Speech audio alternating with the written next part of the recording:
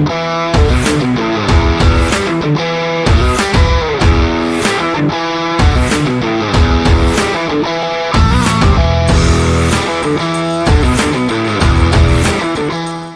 pessoal, boa tarde, tudo bem com vocês? Bom ver rostos conhecidos, rostos nem tão conhecidos, legal. Toda vez que eu chego para falar assim em algum lugar, eu acabo sendo meio bad vibes no começo. Porque se eu for pensar no motivo que eu estou aqui hoje, é a partir de uma inquietação e uma reflexão que eu sempre tive, acho que desde quando eu tinha uns 7 anos de idade. Ou pelo menos até essa data que eu consigo ter alguma prova de que isso era real para mim. Há não muito tempo atrás, minha mãe encontrou uns cadernos meus antigos, e aí, numa das folhas, tinha uma redação de quando eu tinha mais ou menos isso, de 7 para 8 anos de idade. E nessa redação estava escrito: o que você gostaria de ser quando crescer? E essa redação desse Vitor, de 7 anos de idade, dizia que eu queria ser um engenheiro robótico. Eu queria montar robôs. Mas eu queria montar robôs para recuperar os oceanos, para regenerar as florestas, para recuperar os rios, porque a humanidade estava estragando o nosso planeta. Isso quando eu tinha 7 anos. Hoje, com 33... eu percebi já que a gente não precisa dos robôs. Na verdade, a maior máquina para recuperar e regenerar e restaurar essa terra é o ser humano. A gente foi criado para isso. Então, eu começo sempre meio bad vibes, porque se hoje eu estou aqui fazendo o que eu faço, falando e sendo a pessoa que eu sou, é porque eu sempre, no fundo, tive essa impressão de que tem algo muito errado com o jeito que a gente vive nesse planeta. E eu tenho certeza que cada um de vocês sente isso de alguma forma, de alguma maneira, né? Um exercício muito rápido aí. Quem sofre de algum tipo de ansiedade aí, levanta a mão. Em algum momento, qualquer momento. Quem sofre aí de ansiedade climática, ou sabe o que significa, levanta a mão. Acho que tenho certeza que todo mundo aqui pode fechar o olho por 2 segundos e lembrar da última notícia ruim, da última coisa que você viu na rede social, que te pegou, que te bateu e pegou errado. E aí, entendendo isso, entendendo que a gente está coletivamente destruindo a fonte de vida que nos permite viver nesse lugar, que é incrível, que é maravilhoso, eu vou pedir para a gente fazer um exercício, enquanto eu falo, que é olhar para o lado, olhar para a pessoa do seu lado, olha para a pessoa do seu lado e fala assim: a culpa não é sua. Pode olhar, pode falar: a culpa não é sua. Tá? Isso não quer dizer que a gente não tenha uma responsabilidade individual sobre o que está acontecendo. Não é um Vale Night para a gente fazer o que a gente quiser. Mas a gente individualmente não tem culpa de um problema que ele é coletivo. Ele é social. Ele é estrutural. E nesse processo, de também não se chicotear e não achar que comprar uma escova de dente de bambu ou trocar a sacola de plástico pela ecobag vai resolver os problemas do planeta, mas também não deixar de separar o seu lixo e aprender a plantar sua comida, ou aprender a fazer a sua medicina, os seus cosméticos, enfim, a tentar ser uma pessoa que estraga menos o planeta nesse processo, mas sem culpa. De novo, olha para o lado, a culpa não é sua, pode ficar tranquilo.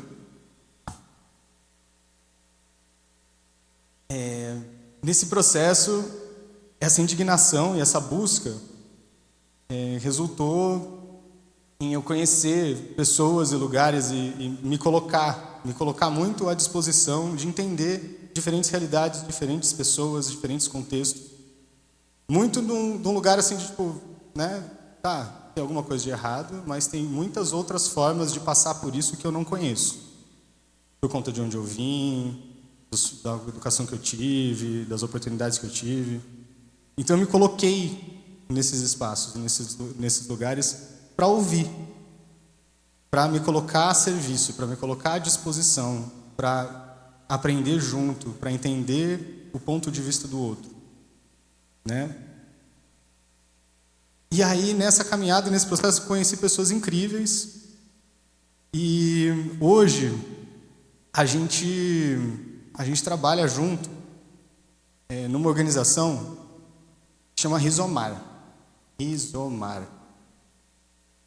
Como o ato de se esparramar, né? Para quem já viu, para quem planta, sabe que é um rizoma. Mas para quem não planta, um rizoma é um troço que parece uma batata, só que quando você põe no chão, ele se esparrama de um jeito meio caótico, ele não tem muita ordem, né? Você pode pensar, desde capins até a própria banana, ela se comporta assim, o bambu vai saindo assim, e não tem cabeça. Se você cortar um pedaço de bambu ou um pedaço de coração de bananeira e botar em outro lugar, ele vai começar a se esparramar ali também. E existe até um conceito mais cabeçudo, filosófico em cima disso aí, mas vamos se atentar à biologia. A nossa ideia sempre foi como que a gente cria formas de pensar e de fazer que consigam se esparramar, que consigam chegar num lugar e se esparramar, independente do contexto. E nesse processo a gente foi pensando, a gente não está vivendo de uma forma coerente com os recursos, com a natureza, com os animais, com 54 espécies por dia que a gente extingue na sexta extinção em massa que está acontecendo agora, mais rápido do que quando caiu o meteoro dos dinossauros. Então, o que a gente faz, né?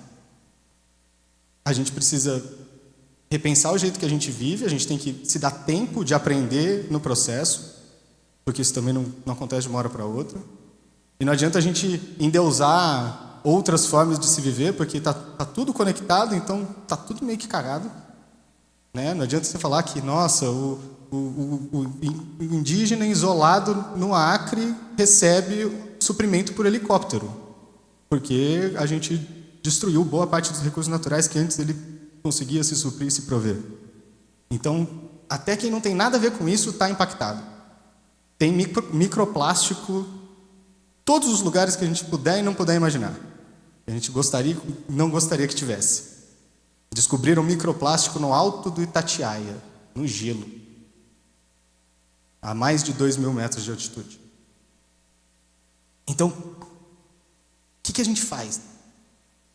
A gente precisa repensar formas de se viver, a gente precisa se desindividualizar, porque a gente foi tão individualizado que a gente foi apartado, né? Colocaram a gente em apartamentos, blocos de 300 apartamentos, às vezes, que você não sabe nem o nome do seu vizinho, foge da reunião de condomínio. Você pede iFood, pede isso, pede aquilo, para não ter que olhar para a cara de uma pessoa, porque, pelo amor de Deus. Então, o oposto disso é a gente voltar a compartilhar coisas. A gente precisa voltar a aprender a compartilhar coisas. E nesse aprendizado, a gente pensou, qual que é a forma mais completa de você compartilhar algum lugar? É compartilhar um lugar. Eu sei que muitos de vocês aqui habitam uma área rural, ou tem vínculos, mas tem gente que não, tem gente que está totalmente na cidade. Tudo bem, às vezes é aqui em São Lourenço, uma cidade bem menor. Ninguém pode ter alguém aqui que talvez mora em São Paulo, que já é um pouquinho mais diferente. E até em São Lourenço, até morando na cidade de São Lourenço, você consegue meio que saber de onde sua água vem, né? Ou está minimamente conectado com de onde vêm as coisas que você usa ou consome, pelo menos um pouquinho. Mas para a maior esmagadora parte das pessoas não é assim. O Brasil é um país que tem uma das piores distribuições demográficas do planeta. A gente tem um país gigantesco que já foi habitado por milhões de pessoas antes de ser invadido. E hoje a gente está tudo empoleirado um em cima do outro, em cidades que cresceram desordenadamente, mal planejadas. As capitais brasileiras, elas estão sempre nos rankings de maior crescimento em menor tempo no século XX. São explosões, assim, né? Você olha no satélite, as manchas urbanas, elas parecem quase que pequenos cânceres no mapa, porque elas foram assim. Cada habitante de São Paulo consome o equivalente a 50 mil metros quadrados de recursos naturais por ano. É um sítio de 5 hectares para cada habitante da cidade de São Paulo. Isso não tem como continuar, né? Então, ou a gente continua assim, fingindo que não está acontecendo, e a água vai bater na bunda, ou a gente faz algo a respeito, né? Então, há 6 anos, a nossa organização vem tentando enxergar todo esse contexto e pensar que a gente é mais uma célula num organismo vivo. A gente tem como olhar o território, olhar esse espaço que a gente habita, que a gente pertence, como um organismo vivo. Os rios são suas veias. Se você olhar na foto de satélite assim, e você olhar um lugar, uma cidade, uma bacia hidrográfica, os rios são as veias. Se você pintar de vermelho, parece um órgão funcionando, pulsando. As florestas são seus pulmões. E a gente está aqui, pequenininho, transformando o lugar onde a gente está, o tempo todo. Mas como que a gente está transformando? Para quem que a gente está transformando? De onde vêm as coisas que a gente usa no dia a dia para estar transformando esse lugar? A gente trabalha com um conceito que é o biorregionalismo. Biorregionalismo nada mais é do que você enxergar o território, esse lugar onde a gente habita, como um ser vivo. Um ser vivo que tem suas características físicas, como montanhas, como florestas, como rios, como suas características psicológicas, né? Tem uns seres humanizinhos que nesse lugar aqui usam certas coisas, fazem certas festas, tem animais que cantam de certo jeito em um lugar, e que se você mudar de lugar, ele canta de outro jeito. Os humanozinhos fazem outras festas e cantam outras músicas e usam outros recursos. A gente se pensar parte disso e pensar que a gente tem que olhar para um futuro em que a gente pertença a esse lugar, a gente conheça, a gente faça parte dele, de verdade, junto. E de novo, olha para o lado e fala, a culpa não é sua. Isso aqui não é para ser um grande sermão de cobrança, de chicote, de nossa, não estou fazendo nada. De novo, né? Não tem solução individual para problema coletivo. Assim como não tem resposta simples para problema complexo. E o que a gente está passando, em nenhum outro momento da história da humanidade a gente passou. Então a gente tem que entender que a gente tem que estar junto nessa.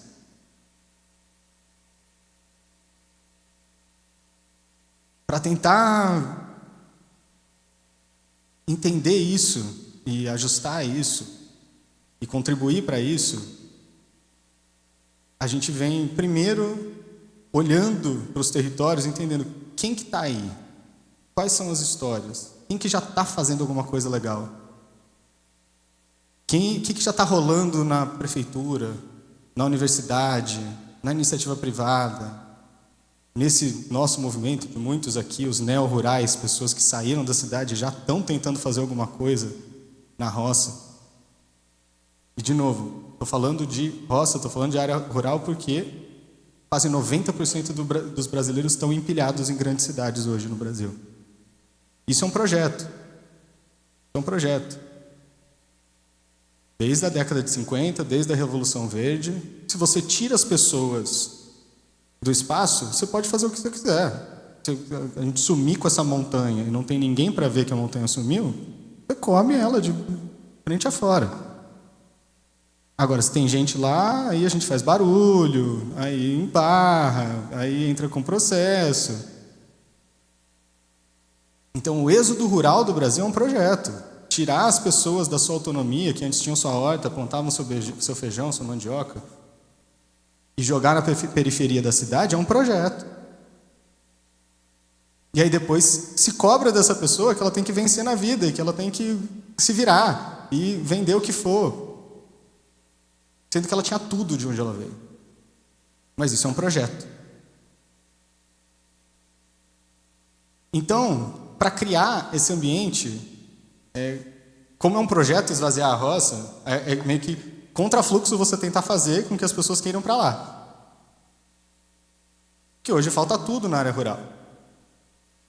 A escola onde eu estou mais próximo, há 20 anos atrás, tinha 200 alunos, hoje tem 80. Daqui 20 anos vai ter 40. Como é que a gente reverte isso? A organização que eu trabalho, a gente vem pensando, estruturando uma forma de criar espaços onde as pessoas consigam dividir um território, dividir uma terra juntos, em que eles se comprometam a construir de uma forma responsável, que eles ocupem essa área pensando em estradas como rios que levam água de ponto A ao ponto B, com a responsabilidade de manter essa terra produtiva, cumprindo sua função social, mas mais do que isso, que elas virem incubadoras de projetos, de necessidades que aquele lugar tem. O que a escola precisa? O que o posto de saúde precisa? O que mais que precisa nesse lugar? Vamos ouvir as pessoas, vamos desenhar com elas. Onde ficam as coisas? O que vocês enxergam? O que está faltando? Como que a gente pode se ajudar? E aí é um tubo de ensaio dentro de um tubo de ensaio dentro de um tubo de ensaio, porque primeiro você coloca pessoas que não se conhecem para dividir uma terra, para tomar decisões juntas, para voltar a aprender a compartilhar coisas, para depois você ir até chegar num ponto em que, nossa, a gente está servindo junto o lugar que a gente está, servindo junto a nossa comunidade. Me apresentaram um pouquinho mais cedo e tem sido mais ou menos essa trajetória, né? Foram 26 até agora, espero que sejam muitas outras, né, no resto do Brasil, e que cada vez mais a gente consiga inspirar e reencantar esses territórios, que hoje estão cada vez mais abandonados, cada vez mais esquecidos e cada vez mais deixados de lado. Quando falam que a gente precisa de cidades inteligentes, eu acho que a gente precisa de territórios sábios. A gente precisa de sabedoria dos nossos territórios. E aí queria terminar um pouquinho minha fala como um convite para todo mundo, né, de se inteirar, se participar disso, ou refletir o que o meu negócio, o que na minha vida eu faço de forma coletiva, seja na igreja, na associação de bairro, no time de futebol. Eu não estou falando que todo mundo tem que ir para a roça. Estou falando que a roça está sendo esvaziada e a gente tem um plano para tentar reocupar ela de uma forma planejada, inteligente, consciente, com tudo que já aconteceu nessa terra, né, muitos Brasis afora. Mas eu não acho que isso é para todo mundo. Então fica o convite para a gente pensar mais em como a gente coletiviza, em como a gente olha para o lugar onde a gente está, em como a gente se faz cada vez mais pertencente aos lugares que a gente habita. E aí, para finalizar, quem sentir, é um site, rizomar.ong.br. Também estamos nas redes sociais, com o mesmo nome. E estamos aqui para somar, para cuidar, para construir junto. E agradeço muito a oportunidade de estar aqui hoje com vocês.